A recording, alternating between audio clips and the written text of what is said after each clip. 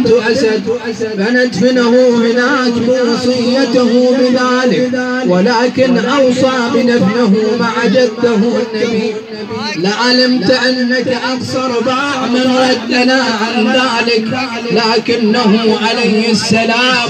أعلم بالله وبرسوله وبحرمة قبره من أن يطرق عليه هدما كما طرق ذلك ودخل بيته بغير إذنه. ثم أقبل إلى عائشة وقال لها: وأسوتاه، يوم على مغلو ويوم على جمع، تريدين أن تطفئي نور الله وتقتلي أولياء الله، ارجعي لقد كفيت الذين تخافين وبلغتي ما تحبين، والله منتصر لأهل هذا البيت ولو بعد حين. فقال الحسين عليه السلام: والله لولا عهد الحسن الذي بحقن الدماء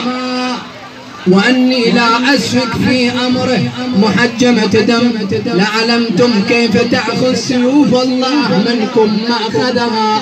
وقد نقضتم العهد بيننا وبينكم وأبطلتم اشترطناه عليكم لأنفسنا. ومضوا بالحسن فدفنوه عند جدته بالبقيع. أيوا سيدا وإماما ويا حسنا ويا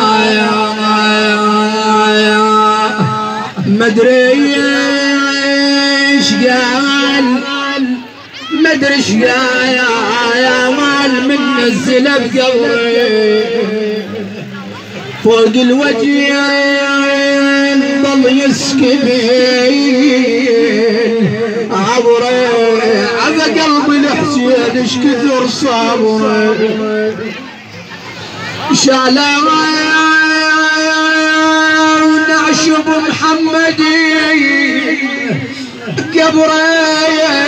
وعدا ودفن عند والد الزهري أولى النهدي الحبد عندي الزمرة ما خلت يردف ليت المشكم ما خلت يردف ليت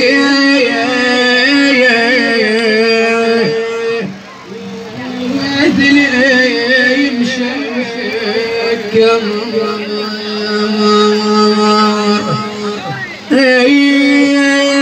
اللي لمعتم المسموم ينصاب وخل دمعك عليه دموع ينصاب مثل شبد الحسن ما شفيت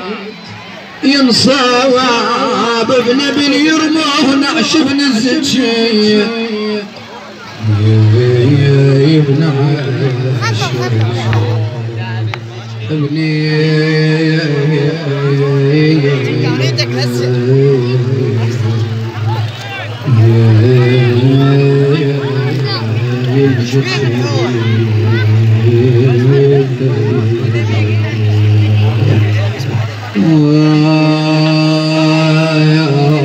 تدري ايش كثر قلبي